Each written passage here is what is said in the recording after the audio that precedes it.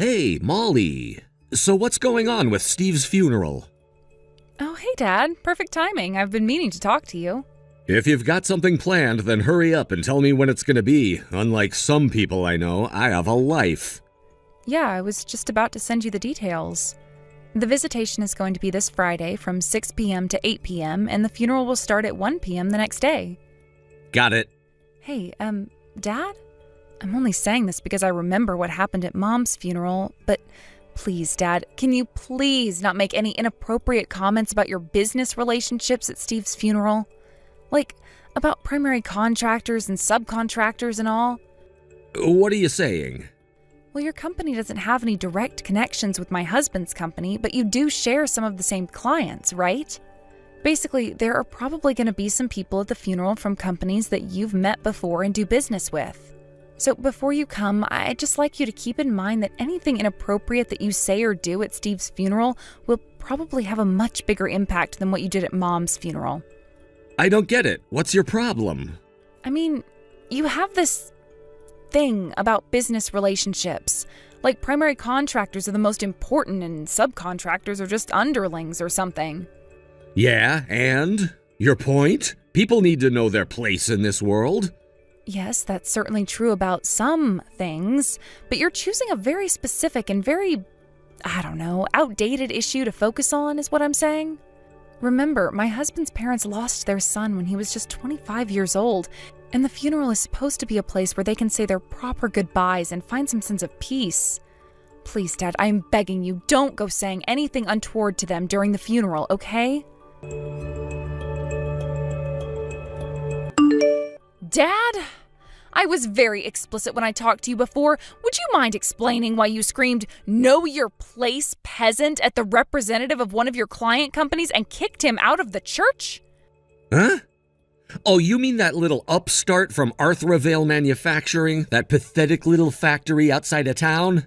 That place is a subcontractor of one of my subcontractors. We got a big deadline coming up. Who does he think he is showing up at a funeral when the only reason he even exists is to meet that deadline? I don't believe this. Oh yeah, and about your husband. Just because he went and kicked the bucket doesn't mean I'm gonna let you live off my money again. You got that? What? I don't want you to ruin our family's reputation by coming back to live with us because you can't make it on your own. If you need help, go and live with his peasant family. Excuse me? What is going on with you, Dad? What do you mean, live off your money? I'm just making sure you don't go and get your hopes up, that's all. I spoke in plain English, so I won't let you pretend that you don't know what I'm talking about. No, Dad. I have literally zero clue what you're talking about.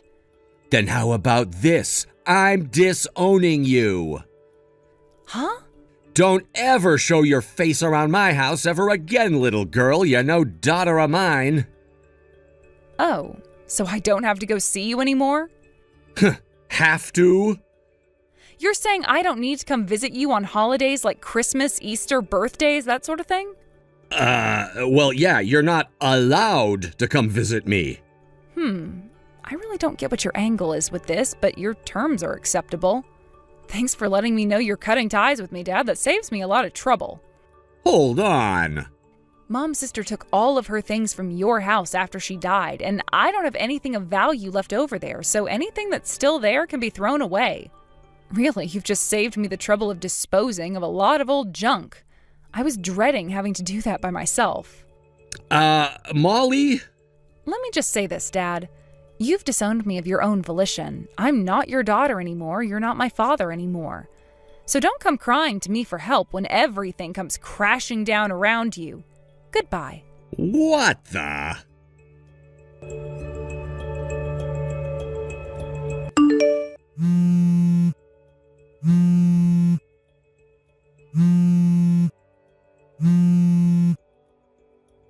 Hey, Molly!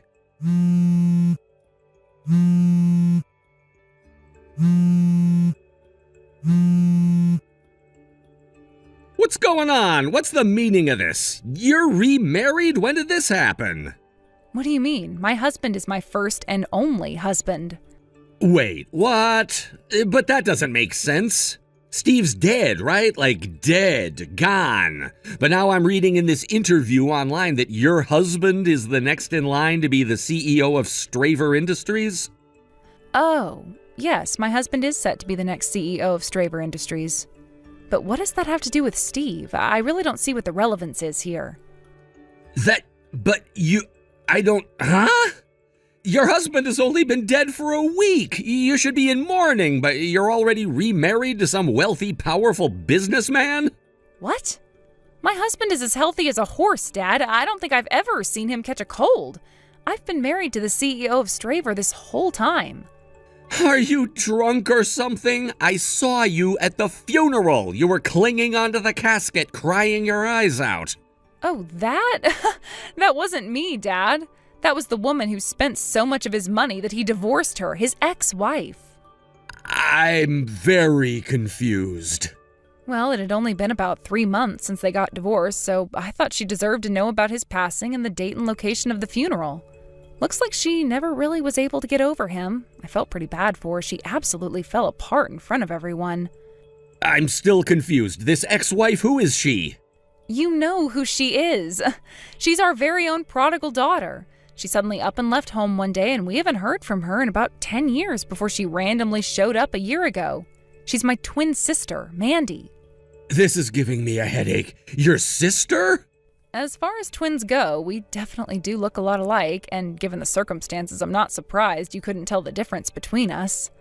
But seriously, not only could you not tell the difference between us, you forgot who we married? Like, for real, Dad?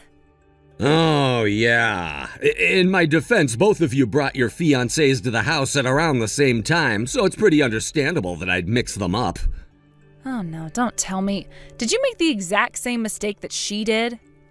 What mistake? You're clearly having a hard time with this, so I'll start from the beginning. I've been dating the same guy ever since we were both in high school, remember? And that guy is Steve's younger brother. His younger brother? Oh, your sister got married to the older brother, Steve, and you were dating the younger brother, Stuart. Yep, that's right. Stuart has been in line to inherit the leadership of Straver from his father ever since he started going to college. So he was going through a sort of business apprenticeship with his father while going to school. Wait, but Stuart is the younger son. Why would he be the one to inherit the business? What about Steve? He's the older son. Well, their dad had a long talk with the both of them about what their goals were for the future, and in the end, Steve decided that he would rather forge his own path in life, so it was decided to pass the company on to Stuart. And by the way, Mandy swooped back into town like a vulture when she heard the news that I was engaged to the next CEO of Straver Industries. But it seems that, just like you, she also operated under the assumption that the firstborn son would be the one who got the company. Since she thought I was engaged to Steve, Mandy started in on a massive effort to steal him away from me and secure her business as the wife of a wealthy businessman. I see. She managed to win his heart, and they even got married in short order.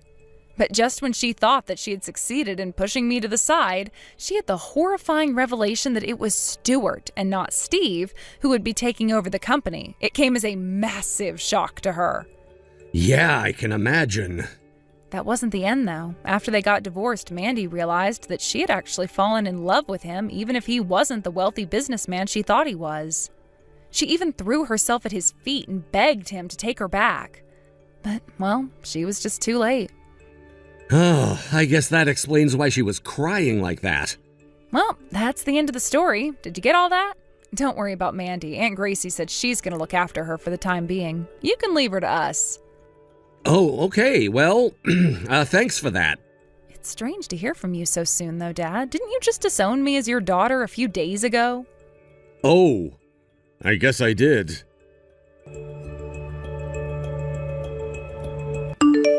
Hey!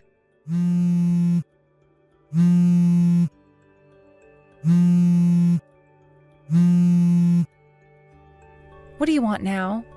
It's about my subcontractor, Arthravale Manufacturing. Okay, what about them? Their president is the younger brother of the chairman of the board of Straver Industries? Yeah? Yeah, well, why didn't you tell me about that? Good grief, Dad, you really didn't know? Straver's chairman's brother founded Arthurvale after retiring from Straver with the explicit purpose of training up new talent to support the industry's future. It was all in the papers. It's intentionally kept as a small-scale operation due to its purpose as a training company. So they typically only do small order subcontracting orders. It's their bread and butter. Seriously, I thought this was common knowledge for the local business community. I had no idea. Oh, for the love of... So you really didn't know then? Oh no, what am I gonna do now? Okay, I'll bite. What's the matter, Dad? I've got to figure out some way to make it up to Arthurvale's president. I think I know what's going on, but go ahead and spell it out for me. I've been getting call after call from clients the last few days saying they're cutting off our business relationships. I was completely floored when one of our biggest clients said that, and when I asked them why, they said that they had heard about my behavior at Steve's funeral the other day, and they didn't want to be associated with someone who made such inflammatory remarks anymore, so they're cutting ties. Yeah, that's what I thought you'd say. But it doesn't make any sense. What did I say that was inflammatory? You still don't get it? Arthurvale is a small-scale operation, but the technicians who train there go on to take on important roles at multiple manufacturers all over the region. There are even some alumni who have gone on to launch massively successful companies of their own. Wherever they end up, though, the common thread between everyone who works at Arthurvale is that they are fiercely, passionately loyal to the company. Which brings us to the question of what was so inflammatory? At the funeral for a young man who died at 25 years old, you shouted at an Arthurvale representative as if you were some kind of medieval noble lording over the local serfs. You ticked off a lot of people that day. And given how loyal Arthurvale alumni are, it's only reasonable that the ones in position to do so would make moves against you and your company. Oh no. I had no idea what sort of place Arthurvale was. If I had known, I never would have said those things about them. You shouldn't have said those things regardless of who you were saying them about. Have you no common sense? Of course I do. No, Dad. The way you're responding to this is basically proof positive that you do not. If you did, you wouldn't have put yourself in this position in the first place. Come on, Molly. You've got to do something about this. Huh? Why should I? Isn't it obvious you're married to one of the most influential business families in the state? That makes me the father-in-law of the next CEO of Straver Industries. I'm in a way stronger position than the president of Arthurvale. If I use my relationship with you as leverage, I can get that old geezer to do anything I want. You can save my company. I hate to tell you, Dad, but I doubt that would work even if I tried. Why, though? Because it's not just my husband. The entire corporate philosophy of Straver is uniting with firms both big and small within the industry to form a mutual support network. In short, they hate businessmen like you. No. You really have no ground to be complaining to me in the first place. Please, Molly, can't you do something? It doesn't have to be out in public. Can't you just kind of give them a subtle threat behind closed doors? No, I'm not a jerk, but seriously though, did you forget again that you disowned me? That's not important right now. It kind of is, but even if you were still my father, I would never do such a dirty, underhanded thing for you. Goodbye for real this time. Molly, wait!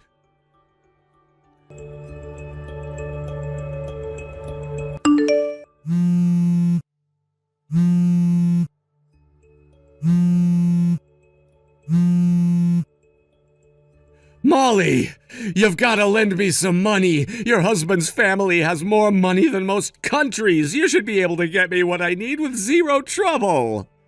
I've lost over 90% of my clients. I can't go on like this. It's going to drive me into bankruptcy. You can't let that happen to me.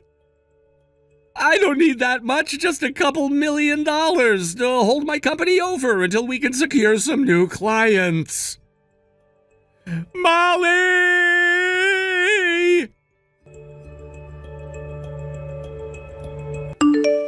The only reason I didn't block his number after he disowned me as his daughter was because my father-in-law, the current CEO of Straver Industries, personally requested that I did not do so. As I mentioned before, my father-in-law and my dad never had any direct business connections, but seeing as though both me and my sister married into the same family, they've met each other on a few occasions. He came to me and said that he wanted to see whether or not my dad was someone who was worthy of his help. As the father of his daughter-in-law, if my dad showed any sort of remorse for what he'd done, he would have been more than willing to help bring his company back from the brink of destruction. But alas, as you can see, my dad is incapable of remorse.